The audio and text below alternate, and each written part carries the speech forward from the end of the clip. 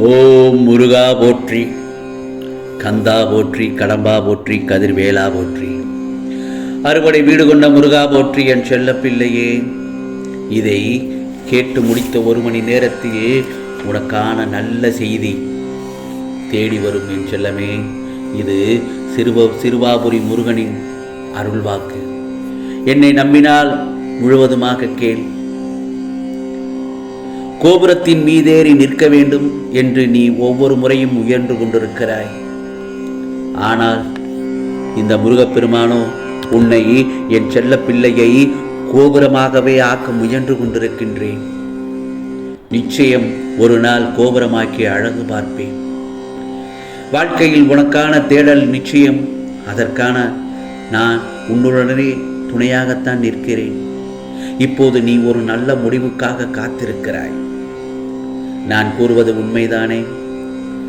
சாதகமாக எல்லாம் நடக்குமா என்று என்னிடம் கேள்வி கேட்டுக்கொண்டே இருக்கிறாய். அல்லது ஏதாவது பாதகமாக நடந்து முடியுமா என்றெல்லாம் பயத்துடனே காத்திருக்கிறாய்.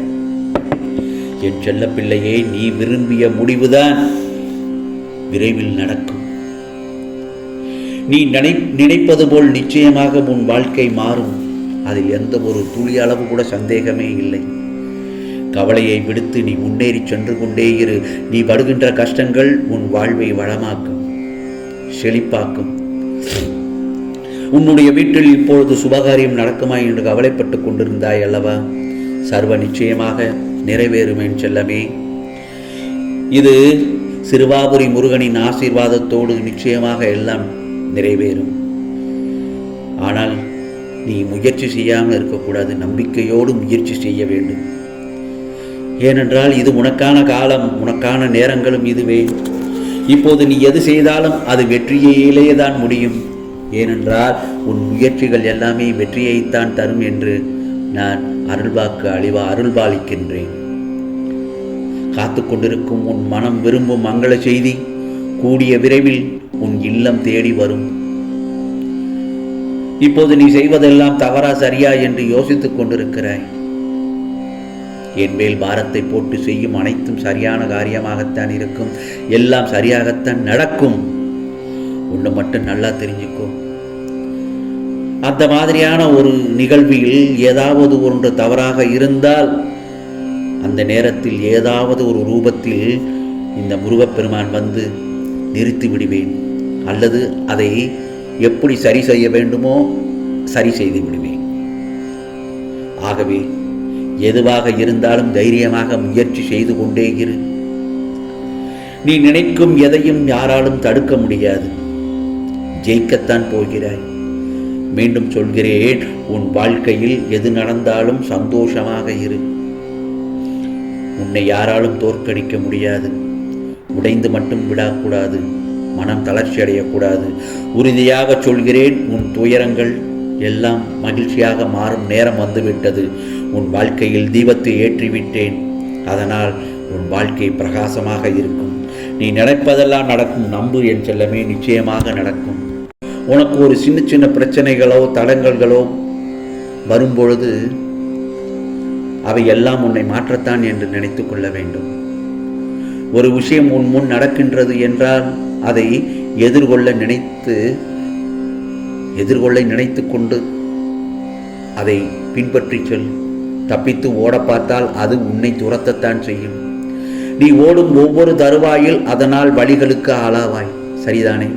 அதற்கு நீ அதை ஏற்று பக்குவப்பட்டு அதை தாண்டி வருவதில்தான் உண்மையான சாராம்சம் இருக்கிறது. அதில் எந்த ஒரு நிகழ்வு நடந்தாலும் என்ன நடந்தாலும் உன் மனம் தெளிந்த நீரான கடல் போல் சம அளவாய் நிற்க வேண்டும். கடல் சீற்றத்தால் பொங்கி வரும் தண்ணீர் உள்ளே செல்லும். என்றைக்காவது கடல் நீர் வற்றியது என ஒரு நிகழ்வு நடந்துள்ளதா? 1000 மாற்றங்களை கடந்து வந்த பிறகுதான் கடல் தன் சம அளவில் நிலைக்க முடியும். ஐம்பூதங்களில் ஒன்றான கடலுக்கே இந்த பரீட்சை என்றால் ஐம்பூலங்களான மனித உடலில் இருப்பவர்களுக்குத்தான் எத்தனை பரீட்சை! அந்த பரீட்சை தான் உனக்கு. இதில் நீ பாதி அளவு தாண்டி விட்டாய். ஆம் செல்லமே, நம்பிக்கை, விசுவாசம், பொறுமை, பக்தி, அன்பு என எல்லாவற்றிலும் வென்றுவிட்ட நீ பாதி கடலின் சம அளவில் இன்று இருக்கிறாய். ஆனால் ஒன்று, உனக்கான உயர்வான இடத்தில் வந்து உடன் உனக்கு தோன்றும் அகங்காரம் அது மிக தந்திரமான ஆயுதம். அதன் பிடியில் ஈர்க்கப்படுவது சுலபம். இதை அகங்காரம் என்று உணர்ந்து அதில் இருந்து வெளியே வருவது என்பது சிக்கலான ஒன்றுதான். அதற்கு நீ செய்ய வேண்டியது அமைதியான மொழிகளில் ஆம் செல்லமே, அதாவது வாக்குவாதம் இல்லாமல் இருப்பதுதான்.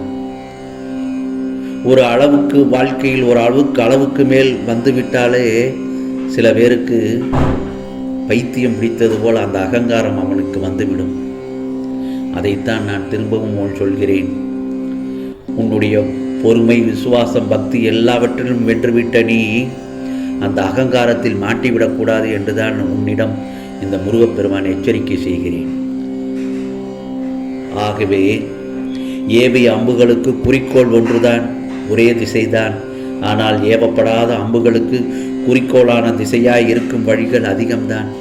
என்றைக்கும் தன்னை ஒரு இடத்தில் தாழ்த்தி நினைப்பவர் வாழ்வில் உயர்ந்திருப்பார். அதை நினைவில் வைத்துக்கொள். இந்த முருகப்பெருமான் சொல்வது சரிதானே? என் அறிவுரையை கேட்ட உனக்கு நீ கேட்டதை முடித்து தர உன் வாசல் வந்துள்ளேன், வா, வந்து பெற்றுக்கொள். எல்லாம் நல்லதாகத்தான் நடக்கும்.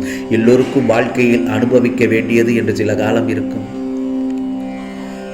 அந்த காலத்தில் பொறுமையாக அதை அனுபவித்துதான் ஆக வேண்டும். அதற்காக நீ பயப்படக்கூடாது. அனைத்தையும் இந்த முருகப்பெருமான் நான் பார்த்துக் கொள்கிறேன். ஏற்கனவே நீ வாழ்க்கையின் பெரும் பகுதியை கஷ்டத்திலேயே அனுபவித்து விட்டாய். அதற்காக நீ வாழ்க்கையின் இப்பொழுது உச்சத்தை தொடுவாய். என் செல்ல பிள்ளையே, எல்லா ஆபத்திலிருந்தும் துயரத்திலிருந்தும் நீ முழுமையாக காப்பாற்றப்பட்டிருக்கிறாய்.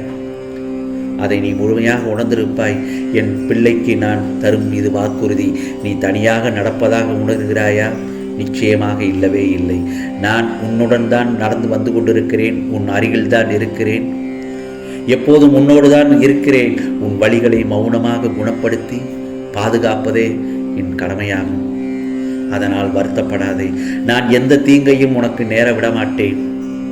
நம்பிக்கையோடு பொன்னான வாழ்க்கை ஆரம்பமாக போகிறது. ஆம் செல்லமே, அந்த நல்ல நாளுக்காக காத்திரு என்றுதான் உன்னிடம் நான் சொல்லிக் கொண்டிருக்கிறேன்.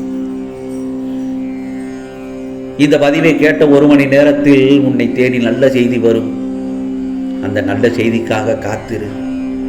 அது மிக விரைவில் என்னுடைய ஆசீர்வாதத்துடன் வந்து சேரும் நேரம் உன்னிடம். ஆகவே மகிழ்ச்சி என்னும் சப்தம் மனதில் ஒலித்துக் கொண்டே இருக்கும். உன் உணர்வுகள் ஜில்லிட்டு ஆனந்த கண்ணீர் பெருகும். ஆம் செல்லமே, இனி உன் வாழ்வில் இதே ஆனந்த உணர்வுடன் இருக்கப் போகிறாய். ஏனென்றால் இதுவும் கடந்து போகும். உனக்கானது நிச்சயமாக நல்லது நடக்கும். இது சிறுவாபுரி முருகனின் அருள் வாக்கு. நல்லதை கேள், நல்லதை செய், நல்லதை நினை. ஓம் சரவண பவ, ஓம் சரவண பவ, ஓம் சரவண பவ.